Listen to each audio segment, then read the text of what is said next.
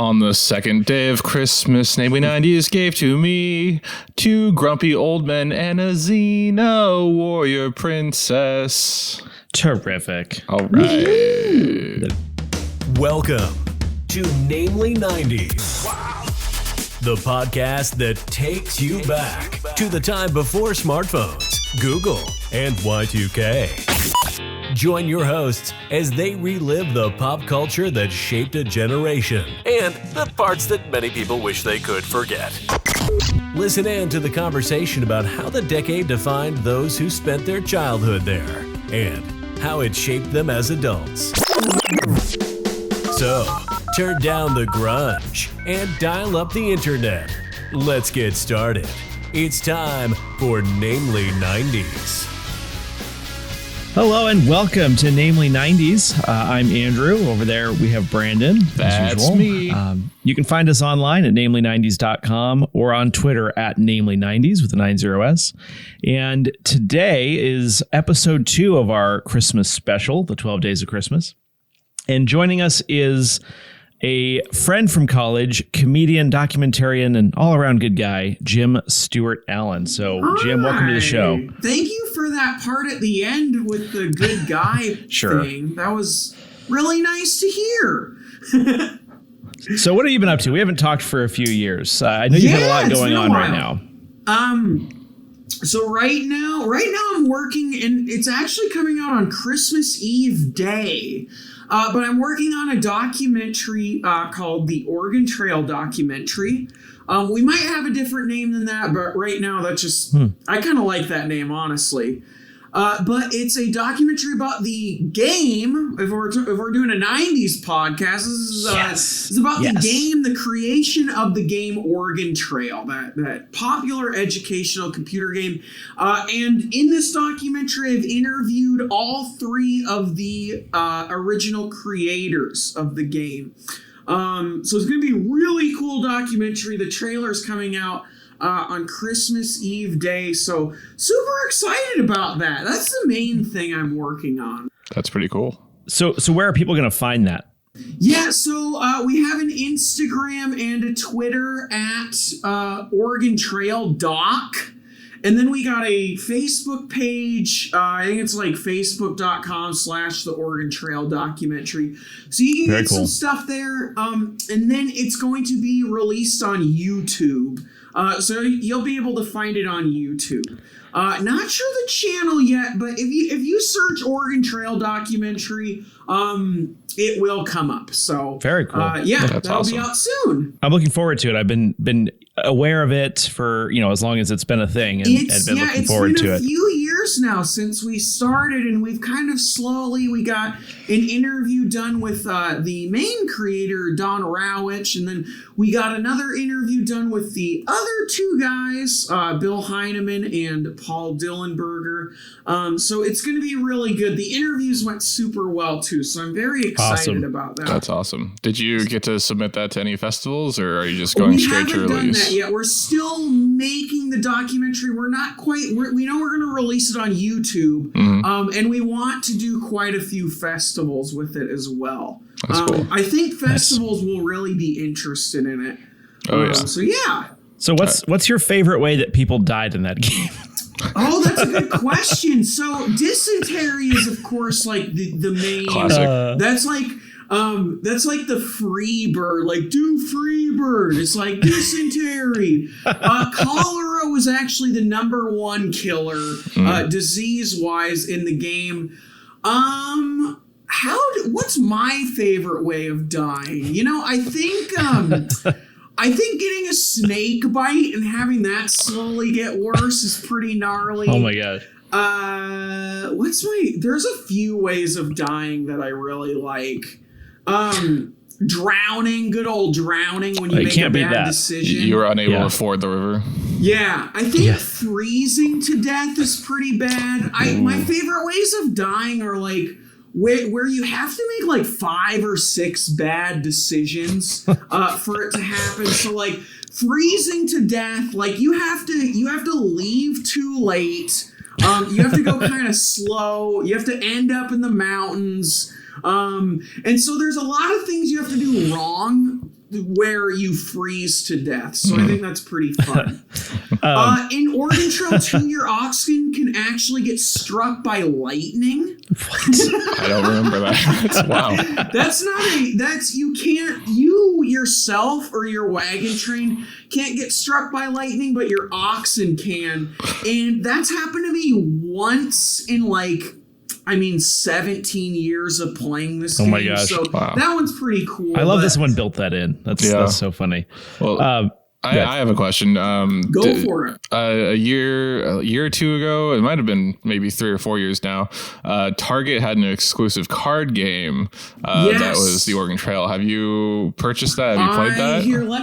I have it. I have it in a box, and then I actually have 3 Oregon Trail handheld systems as well. And I have asked for none of this, by the way. This is all just people mail me all this stuff. So I just, instead of bringing them back to the store or whatever, I was just I'm going to own 3 Oregon Trail things and just that's awesome. Look like a total aficionado with That's really cool. My memory of that would be that I was a computer lab helper in elementary school. Nice. And I had to go and load the 5.5-inch floppy disks into each of the Macs back then, and boot up the Oregon Trail in the computer lab. That's so cool. Yeah. That was your job every morning? Yep. Yeah, I was the computer lab helper. There was, and this is going to be in the documentary, but originally the game was distributed via school districts. School districts could buy the entire software library of MEC, which was the Minnesota Educational Computer Company.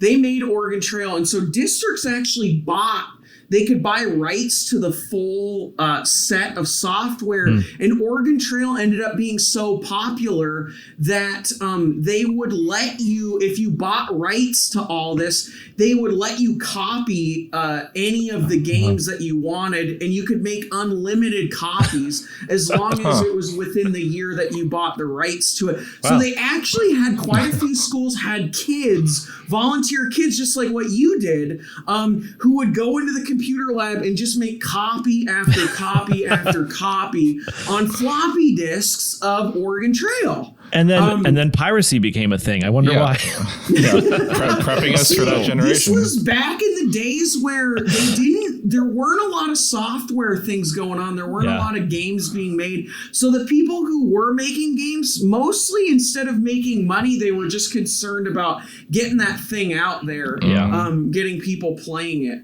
Awesome. But the original days of pirating software were the 1970s, right when Oregon Trail first started hitting the market. Dang. I remember playing Oregon Trail 2 in the classroom. Oregon Trail 2? I think so. That was the best version. Yeah. That game's amazing. And, I could talk for hours and hours and hours, but Oregon Trail 2 actually has a 248-page strategy guide written for, if you remember Prima, do you remember Prima strategy guides? Oh yeah, I still have a few tucked away somewhere. They wrote one for Oregon Trail 2, and it's written by the makers of the game. So of course it's 248 pages. It's just everything you could ever want to know is in there. That's how I originally found out you could have your oxen struck by lightning, was reading through that strategy guide. They're like, this is a thing that can happen. And then I wanted it to happen ever since, and it finally did. So that's awesome. Yeah, very intense game. Good choice. That's a great one. Oh yeah. Before we jump into the subject matter really quick, just because I know people will be curious, tell us more about potatoes and broccoli. We need to know about that. Yeah. So there is, and I'm actually going this year too. They're doing it again. But there's a game every year. It's a college football game. It's called the famous Idaho Potato Bowl. It's one of the bowl games. You probably maybe you've heard of like the Sugar Bowl and the Cotton Bowl and the Rose Bowl and all those, but they have about 28 more of those games, and one of them is just called the Famous Idaho Potato Bowl. It's sponsored by potatoes, and so I go every year. And a few years ago, I started bringing potatoes with me, like raw potatoes. And so, about 3 years ago, I brought raw potatoes with me and I danced with them at the game, and I got on the Jumbotron. And then the year after that, so this is last year, I brought them again. This game's played in Boise, Idaho in December. It's freezing cold. But I brought them again, danced. Camera crew came around, the ESPN camera crew, and I ended up getting on the broadcast for the Famous Idaho Potato Bowl. Then Barstool Sports saw me, and then they tweeted my moves out. And then Sports Center that night played a 7-second clip of me dancing with potatoes, and I was like, "This is awesome." That's fantastic. So then recently the XFL came, and I'm not going to get too much into what the XFL was. Essentially, it was a spring football league. But the Seattle had a team called the Seattle Dragons, and I was like, okay, this is a new league, but they're on TV, they're on ESPN, they're on ABC and Fox, so I'm gonna buy season tickets, and I'm gonna dance with vegetables again. And I decided on broccoli that time, and there was only time enough to have 2 home games that season, before COVID shut everything down. But I ended up getting on ESPN again for Dancing with Broccoli. And they were gonna write an entire Seattle Times article about me. But if you Google XFL broccoli guy, I will come right up. And I can guarantee you, Brandon will be finding those clips and putting them in the video portion of our podcast. Yes, please do. It's, and it's funny watching them because you're like, oh, there's a dude dancing with broccoli. Like, how ridiculous is this? But like, try to remember when you're watching these, how scared I was going to the games, and like, because I was just like a dude bringing broccoli into the game. I was just like, I hope no one yells at me. And thank goodness it ended up working out, and people ended up, there was at one point, this is the point I knew it was probably going to work out for me. As I was dancing with it, and there was a guy about 15 rows up from me during the game, and he yelled down at me. He goes, "Hey, broccoli!" And I'm like freaking out. I'm like, oh no, like this guy's going to tell me to sit down or something. And I looked up and he goes, "You're awesome." It's some sports guy with a hat on backwards and a jersey. And I was like, if guys like this like what I'm doing, then this is a pretty universal thing, I think, going on here. Absolutely. That is great. So, put up some broccoli clips of me. But that's the other thing is I dance with vegetables at sporting events. That explains the Dancer Extraordinaire title. Yeah. It's and I'm not a professional dancer, but I've been on TV before dancing, and my moves are just good enough now. I'm getting better at dancing, but they're just good enough now where camera people will see me and go, "Oh, we might need to put this guy on our broadcast like right now." That's an excellent thing for the resume. Yeah. We hope live sports come back when it's safe soon enough. For sure. I hope my floating head is over a picture of you dancing. So, Brandon, why don't you tell us about the show that we watched this week, and we'll talk about it. All right, for day 2. So technically Hanukkah started yesterday, which would have been, for us, yesterday. So I don't know where I was going with that, but I wanted to do a Hanukkah episode because this is, although it's the 12 Days of Christmas specials, it's holiday specials. 12 Days of Christmas is a thing Yeah, whatever. True. So we're doing Hanukkah counts as a holiday. Exactly. I support this, which is ideal because I'm also on the episode. So right, and it's we're doing a Rugrats Hanukkah season 4 episode 1. This is the first episode of the Rugrats after their original 65 episode run, not including the Passover special, which aired between the end of those episodes. Which I thought it actually was. I mix them up sometimes because they're a little similar. They are.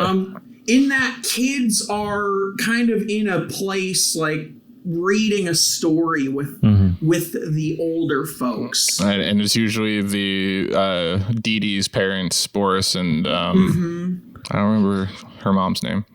Natasha? No, that's the Rocky and Bullwinkle duo. Right. But that was in my head too for some reason. Something? Minka? I can't remember. That sounds familiar.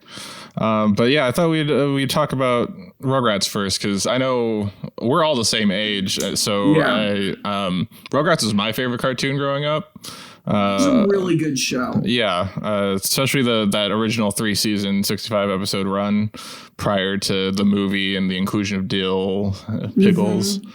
But yeah, I just thought I'd toss the ball and see who else enjoyed the show. Yeah, if we're talking about the Boris, I wish I could remember her name right now, but I specifically remember their main episode was when Chucky gets skunked. He gets sprayed by a skunk, and they cannot figure out how to de-skunkify Chucky. And Boris and Minka, I'm gonna call her Minka for now. I'll Google it if we can figure out her other name. But they end up making this like borscht, this like I guess it's like it is Minka soup, just from like the motherland of Russia. And it turns out this borscht is like the key to the mix. That's the thing that makes it so that Chucky does not smell of skunk anymore. And I can't remember how they all get up there and get Chucky, because Chucky ends up going into this like big old bowl of soup. Yeah. Oh my gosh. And that was the spice that they were looking for the borscht. Yeah. Did they cool it down? I mean, they tried like tomato juice. They tried all this other stuff, but the good old borscht was the key. Speaking of Chucky, I have to say, like, listening to him speak and the voice actor, like, that just is such a laborious thing to have to do to talk in that. I was like, it was like hard to listen to almost, you know? Yeah, I forgot. That voice is very like, very needy, I would say. Like a very like, I really need help at all times with my emotions. But Chucky is very aware of his emotions too. He kind of reminds me of me in that way, where I'm very needy, but I'm pretty aware of how needy I am. That's brilliant. The other Rugrats episode that I think about a lot is the episode where they take a family vacation to the Grand Canyon. Oh yeah, that's on my list. And their car breaks down, and they get ripped off by these like mechanics who are just in the middle of nowhere. Yep. My car, I worked at a camp in Wisconsin this fall, and I was driving back from that camp. It was a 26-hour drive, and I was driving through Fargo, North Dakota, and my car broke down. And the first thing I thought about was that episode of the Rugrats where their car breaks down and they get ripped off by these mechanics, and everything just goes wrong, and their car finally gets fixed back up again, and they have a lot longer to go to get to the Grand Canyon, but they find out that there's this place called the Clam Canyon, which is only miles away, and it's like a water park. And so they settle on going to the Clam Canyon. One important question, Jim. Did you also climb the bunch of tires in the the place where you're getting your car fixed. I did not get a chance to dang climb that mountain of tires and have them all topple over. Didn't they like think there was like ghosts or something? Yeah, I think like, the mechanics are like, oh my god, there's ghosts, and it's just the babies accidentally knocking over tires and nearly killing them. There's those episodes where they just completely befuddle adults. I remember there's another one where they go mini golfing, and if you get a hole in one in Ice Cream Mountain, you get a free game. And there's this great part where the owner of the course goes, if you get a hole in one in Ice Cream Mountain, you get a free game. And then they all leave to go golf, and then it's just him alone, and he goes, but no one gets a hole in one on Ice Cream Mountain. And then he like laughs, like he's just conning everyone. Well, because he has the hole in one hole stuffed in the back, if I remember correctly.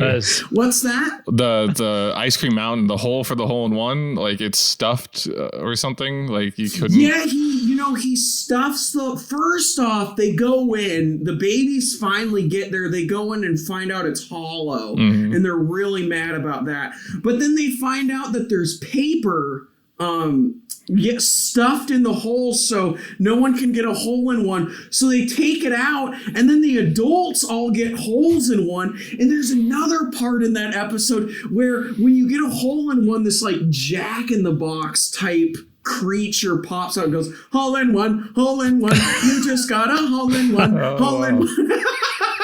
I remember that. I completely forgot about that until just now. As usual, I remember none of this show. I remember the theme song. I would like to submit, if Andrew's okay with this, that Andrew forgot about the show so much that he named his first two children after the I didn't even realize it. I named my kids Charlie and Tommy. Well, Charles and Thomas, but Charlie and Tommy. Right. Oh, I didn't even consider it until Brandon mentioned it. Yeah, and Charlie's Tommy the older one. Chucky. Yeah. Yep. But no, all I remember is I feel like I wasn't really supposed to watch it that much, and Angelica's a brat, and I think my parents didn't like that or something. Right. She was a giant brat. There was quite a few shows on Nickelodeon, and Rugrats is a more tame example. But there were quite a few shows on Nickelodeon that parents would see and go, absolutely not. And Ren and Stimpy and Rocco's Modern Life are the two best examples of like, that's fair. There's just kind of some creepy stuff happening in those episodes, and parents are like, no. But Rugrats has a lot of those like hidden jokes that the adults would get where the kids just won't even notice, you know, and that's kind of fun. Or just like references to things that kids wouldn't have seen at that point. Yeah. I think my favorite was they got the one where Tommy and Chucky got locked in a toy store overnight. And they turn on an animatronic Reptar and an animatronic King Kong, and they're like fighting each other. And I just remember the monkey says something like, Ford monkey, Ford want to eat. Yeah. It's just like, Ford want eat. And then I think there's a time travel device where it gets sent back to like Washington crossing the Delaware. That just popped into my head. Oh my gosh. And it's like one of those things that's so wild that you're like, part of this is their imaginations, but part of this is definitely like, this toy store is creepy. Yeah. There is, if we're talking about sound bites to Rugrats episodes, there's a Reptar on Ice episode. Love that one. Where I just remember those guards coming out and going, Reptar, Reptar. Gotta find a Reptar. That actually sounds familiar. I remember that. Yeah. And then there's a whole part at the end where the woman in the production falls in love with Reptar, and it goes back to Grandpa Lou going like, "Give me a freaking break." So the episode, I was gonna say, have we moved into talking about the episode? I guess we have kind of in a way. Yeah, a little bit. We touched on it. It's sort of, Sorry, I mean, confused. I'm sure Jim I confuse easily. I'm sure Jim and I could talk about just random episodes of early Rugrats. Well, like the thing is, I haven't watched it, but this one I watched, and I'm looking at your talking points, and I'm agreeing with many of them. Yeah. Oh, yeah. Andrew has my notes for this. I thought we should, I guess, let's move on to a Rugrats Chanukah. Something that came up when I was researching the episode that I never even thought about is that the Rugrats and Nickelodeon got hit with controversy by the Anti-Defamation League because they were comparing Boris and Minka to anti-Semitic drawings from the 1930s Nazis. All I know is when I was watching this show... Wait, what were the drawings? Just like... The way they depicted the Jewish people. Characters? Yeah. Wow. But my thing is, I was watching this and I was like, this show had better be written by Jewish people, because otherwise it's like extremely offensive. By the time, I mean, one of my favorite parts, I just remember, it's Dee Dee is in the kitchen talking about Stu working on that dang Hanukkah mobile, and then she goes, I just hope he's not doing anything inappropriate. And it cuts right to Stu and just this decking out this car with just the most like Jewish things you could possibly think of. Like, I mean, there's like a menorah and like these Jewish people dancing and they're spinning around the car. Dude, what's that song called? It's Have Nagila. I laughed out loud, like extremely loud when that came on. It was a good joke. It was just that line. I hope Stu isn't doing anything inappropriate. And then just immediate. That was so good. The candles going up and down, like, just like, oh wow. And then that car comes back. They get stuck in a parade, which I think is pretty. It's a Christmas parade. Like in the middle so of a good. Christmas parade. So good. Yeah. To answer your question, Andrew, the writers of the episode were Jewish by the time of writing, but one of the writers had converted, like, I think a week before writing the episode. They were a couple, right? I feel like you have a certain amount of license to make fun of your own culture, but if like a bunch of Christians had written that wouldn't have been good. Oh, definitely not. No. That's funny that one of them converted to Judaism. Like, I just converted. I can write this episode now. Well, it's like in Seinfeld when the dentist converts to Judaism so he can make Jewish jokes. Oh my gosh. The Klasky, because the production company, and it always comes up at the end of every episode. It's Klasky Supo, I think it's CSUPO, but I'm like 95% certain that they're a couple. Yeah, or were a couple. Wrote those episodes together. I don't know if their coupling survived the series. Maybe not. I would have to. I mean, that would be hard. That would be really hard to write a cartoon, a 65 episode arc with. But I think you're right, because I think the later episodes with like Kimmy are other people do those. Yeah, which is noticeable because they're different episodes. Right. Even the animation's like slightly different. Yeah, I think Dylan. See, when Dylan came around, Dylan came after, because the Rugrats did the thing where they had the movies introduce the next characters in this series. So when Dylan came 90s. around after the first Rugrats movie, nothing too much changed. But when Kimmy came, that was like, I remember watching those episodes and be like, oh, this is a different show now.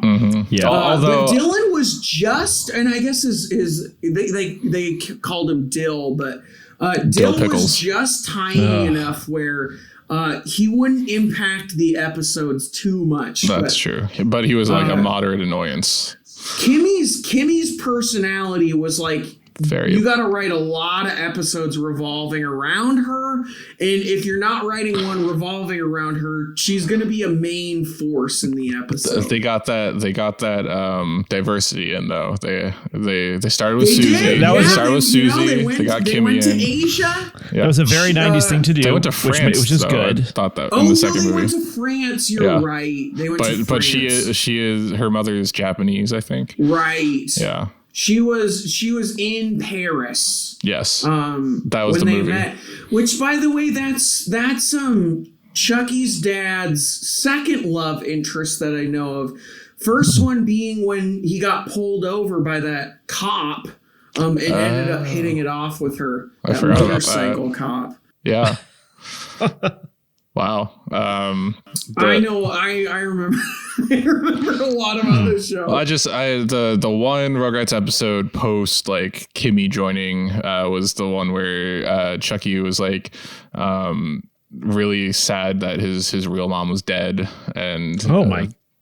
Yeah, and then they closed the episode with like a poem she left him about how she's always going to be the wind whenever that was the Mother's Day special. That's like that's that meme where it's like try not to cry a lot, and it just like shows the guy in a pool of tears. It hit hard. This Mother's Day episode was a tearjerker too. Yeah, Mother's Day episode, and it's just like dead parents. There you go. Oh, Rugrats tackled a few things that not many other shows had tackled, or not many other shows had tackled it as profoundly. And the Judaism thing was one of them, and then the Tom or the Chucky having a mom that had died was probably their biggest one. Yeah, and they pretty much decided we're gonna tackle this full on. We're gonna have a full episode about this, and we're gonna refer to it quite a bit. That Chucky's dad is single, and it's because his mom died at an early age. But I think it's good that they sort of shine a light on the non-traditional family unit, you know. They did a really especially good job. as divorce rates were going through the roof, you know, in the 90s and all that. Definitely. So, speaking of sound bites, one that always sticks in my head, obviously one of Tommy's catchphrases was "a baby's got to do what a baby's got to do," but in this episode he says "a Maca baby's got to do what a Maca baby's got to do." Yeah. That's a good line. Right. And another line I remember, and this one I think is in the Passover episode, is there, Tommy, I think, goes, "Chucky, this bread is flat." Or no, he goes, "Chucky, you didn't use any yeast in this bread." And then Chucky goes, "Well, look at the bright side. At least we made matzah." At least we invented matzah. For me, another one that stuck out was Angelica's explaining Hanukkah. She says, "It's Hanukkah. You gotta when you do it." Yeah. And then the baby's all attempts to do it. Yeah. But I like your point that like care about it. That episode. She's like, I need to watch my Christmas specials. Yeah. Cynthia's Christmas. A very what is it called? A very Cynthia Christmas? Or that's some kind of name for it. Yeah, I think that was it. But that part where she's like chasing after that janitor with the TV, and the TV falls down from his cart, and crashes on the ground, and of course it crashes, and somehow with the cartoon magic it turns to Cynthia's Christmas special. Yeah. Well, I also like the part where Santa versus the Alien is airing, but like before that special. Yeah. It's kind of like a 1950s vibe kind of movie where it's like Attack of the 50-Foot Woman or something, but they're like, before we get to Cynthia's Christmas, here's some random movie where Santa's battling aliens. And like an 80s style movie. Chimney. I think he points a chimney at the alien, and a laser beam comes out of it. Yeah.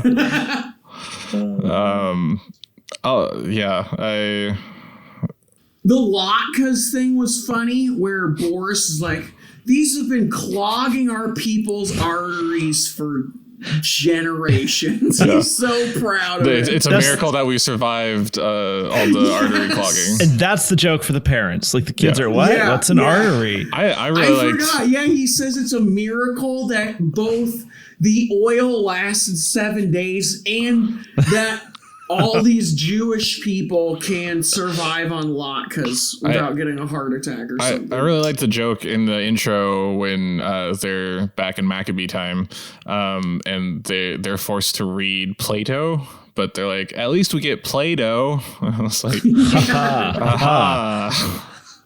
There's so many legitimately good jokes revolving around the babies just misunderstanding what a word is.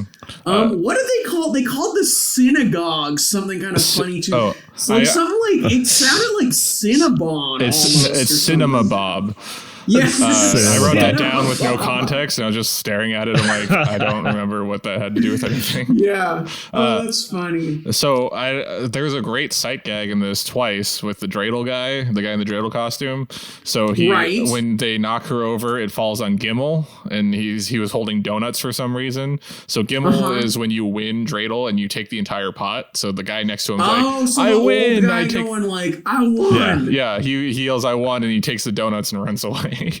I didn't catch that. And then, I just thought he was kind of like senile, and he was just like, "Oh, I won! There's a bunch of donuts on the ground. I won." No, I double checked because I recently learned that a quarter of my family way back was Jewish, but they told my grandmother she was Catholic, and that was that.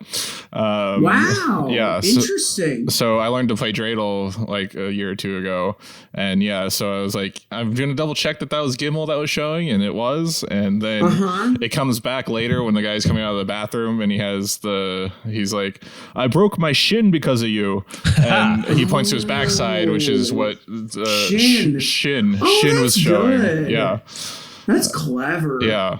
You gotta be Jewish to write those jokes, but they get them in there. Seriously. So I cried. I did cry during this episode. I cry a lot, by the way, but the ending of this episode is pretty touching. With Boris and who's the other guy? There's that other guy who they've not liked each other for years and years. Is it Shlomo? Shlomo. And of course, I mean, there's Stu goes on. I like that whole part where first off the play messes up, right? Let's go from the beginning, because Shlomo and Boris are on stage and they start like literally getting into a fist fight, like on stage. Yeah. On a Jewish community theater stage. They're in a fist fight. Oh my gosh, yeah. People are kind of just like, oh, there they go again. Like, it's pretty normal. The curtain comes down, they put the choir out. And yeah, without missing a beat. And this is one of the things I said this out loud. I was like, nicely done, choir. Because they just came right out and they're like, time for us to waste some time and make sure people don't see any more of this. So they sing for a while, and then there's that dude who has like rehearsed a full-on Shakespearean monologue, and he comes out and is like so excited. It's like a really bad off-Broadway play or something. Yeah, that was one pun too far for me when he said "to be" or "Maccabee." Yeah, it was too much. I agree. He did say that he Jewed the whole thing up, or however you want to say it.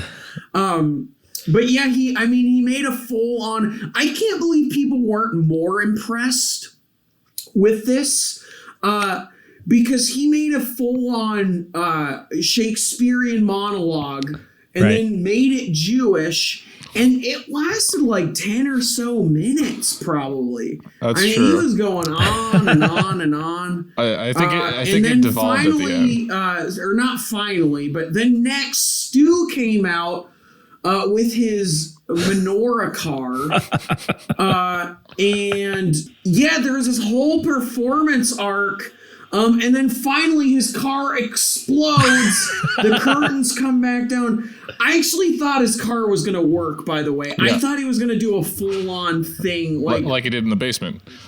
Showing what his car could do. Oh my god! But that blows up, and then the curtains go down, and then it's Boris and Shlomo with all the kids, and Shlomo says this really like kind of deep thing about how like these kids are the next generation and they're going to carry on our people's light. And I thought that was just that's the moment I started crying. But not before taking Tommy, who he was holding, and just chucking him at the ground on top of Chucky. He did throw Tommy on the ground. Yeah. He did definitely throw like a 1-year-old baby. Wait, you're not supposed to do that? Hold on. Top of Chucky, yeah. And for the record, Tommy recovered like a champ. Oh yeah, that's what he does. That's what he does. Then said that really profound thing, and then Boris did the I think he said like a Hebrew prayer, which was really cool. You know, my dad. So I'm not Jewish officially. Your mom has to be Jewish to be Jewish, right? But my dad's Jewish. And that episode was a very big deal to him. He hadn't really seen, and I don't know how many other shows, popular shows like that have done a Hanukkah episode. I don't think or there's a Passover a lot. episode, but that was a done so well. Huge deal to my dad that a show that me and my brother and my sister watched had proudly Jewish people in it.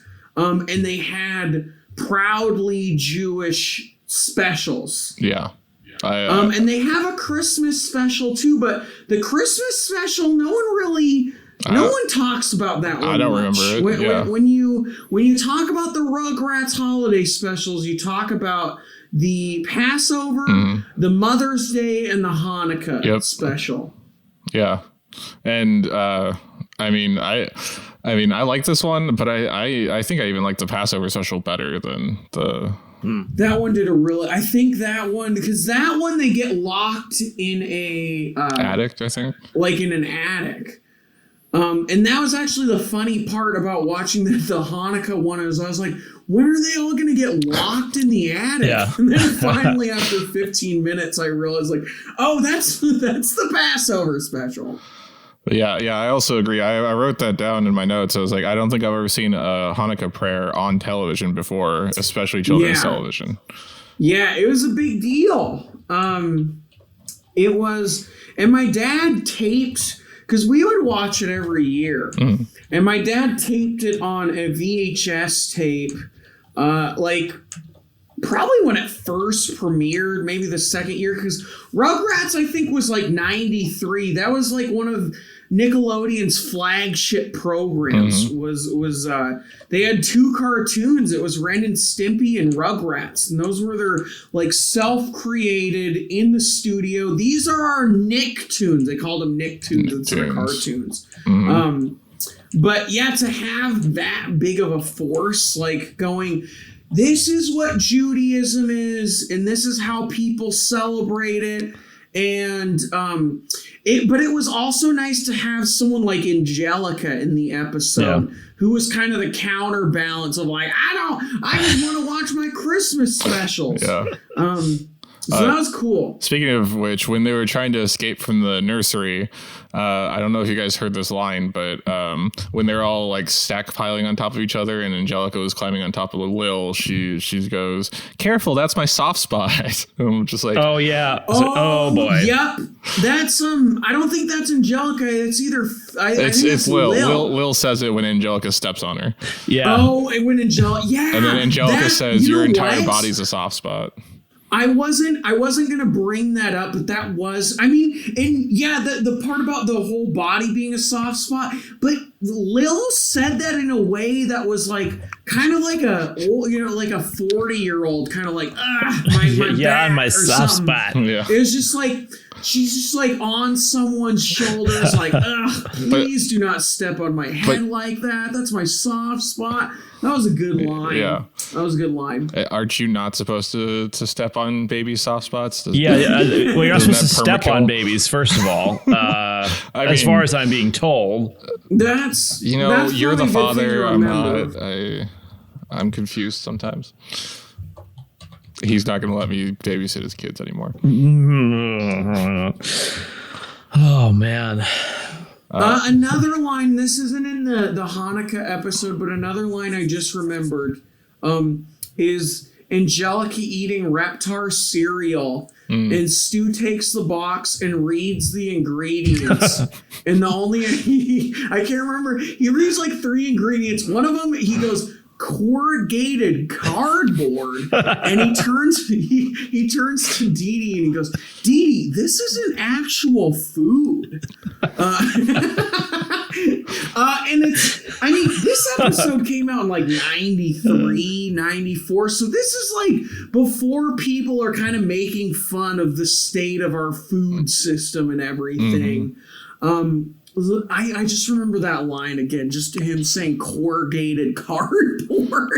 And then upon you saying that, I remember like the Reptar bars that turn your tongues green, and Angelica just sticking her tongue out with a green tongue. Yeah. It was a Halloween episode. Oh man. Yeah. Oh, the Halloween special is good too. But yeah, going back to that point, there is a Christmas special for Rugrats. But Rugrats shined with they shined with Jewish people and with Christians. A lot of Christians were like, "Oh, this is good to show." Like this is. I just remember a lot of people really appreciating this episode for different things. Yeah. Well, I think we filled out an episode, guys. Yes, good work, everyone. Good work. As usual, yeah. I remember the podcast I was on with you. I mean, like probably 2012 was when I was on a podcast with both of you. But we talked a while too. So this is I really appreciate you letting me talk about Rugrats, because I have not gotten to do that a lot. I'm glad I had someone else on that loves Rugrats as much as me, because Andrew. I'm sorry, I would have not had much to say. I'm trying here. Exactly. Can I do, before we end? Can I do one more Rugrats memory? Oh, absolutely. Okay, I suppose. No, just kidding. Yay! BK used to have these watches, these Rugrats watches, that if you pushed a button, they would say different things. And I always remember the Chucky watch. If you push the button, he would always say, "That's scary." That's scary. That's awesome. But there was a Simpsons watch line as well. And Bart would say, "Cool your jets, man. Cool your jets, man." So you just strap both of those on. My friend would always push it in science class, and my science teacher would go, "Stop with that noise. Cool your jets, man. Stop pushing that. Cool your jets, man." Anyway, classic story. Fantastic. But yeah, thanks for letting me talk about the Rugrats for as long as I got. Yeah. Oh, absolutely. So that's it for this holiday edition of Namely 90s. Thank you to Jim Stewart Allen for coming on. Jim, can you tell everyone what's happening in your life soon? Yeah, so I mean, the main thing really is check out this Oregon Trail documentary that is about to come out 2 days from now. Other than that, keep a watch for me on ESPN, because this vegetable dancing thing is taking off. I'm gonna be on it, and I'm not gonna say the name or anything yet, because it's still in production and everything. It's still not certain, but I'm gonna be on a PBS Kids show. I guess I could say the name. Why not? It's gonna be called Pandemic Playhouse. PBS show. Coming out, I don't know when, but I'm going to be dancing on that show as well. So that's awesome. Check that out. Yeah. Just one of those things where I was like, oh, I guess my vegetable dancing is like, people like it. I know I'm going to get a lot of entertainment. It's unique. It definitely is unique. I was just telling my friend my plans for this whole thing, and he just interrupts me. He's a stand-up comedian too, and he goes, Jim, no one else is taking the path you are taking right now. I mean, I know an actress that's gotten popular on TikTok because she's eating heads of lettuce. So there's no one path. Boom. Oh man, I need to find all the people that are using vegetables. Make a super get collab together. Yeah. Have a so vegetable fest. in the description below, if you're watching on YouTube or in our podcast description, you'll find links to what's that documentary, hopefully. And I'm gonna be doing a 12 days of Oregon Trail thing on my TikTok as well. Nice. Which is at Jim Stewart Allen. So follow me on TikTok. I have some cool stuff up there too, some of my television appearances and other things, but I'm going to be doing a 12 days of Oregon Trail where I do it's kind of like the song that you've been singing, the 12 Days of Christmas, but it's going to be like facts about stuff on the Oregon Trail, but yeah, check all that out as well. Yeah, absolutely. Well, thanks again. Yeah, we appreciate you coming on and as usual, spending some time with us. You can find us on Twitter at Namely90s with 90s, or find our personal accounts at bschwitty and at NamelyAndrew and wish us a merry happy. You can also contact us through our website, Namely90s.com. Please subscribe to us on Apple Podcasts, Stitcher, Google Play, Spotify, YouTube, Gimel, Deezer, TuneIn, iHeartRadio, and wherever you get your podcasts at. I'm Brandon. That's Andrew. As Andrew was just saying, thank you one final time to Jim Stewart Allen, the comedian, the documentarian, and the dancer extraordinaire. Thank you so much, Jim. And we will catch you tomorrow.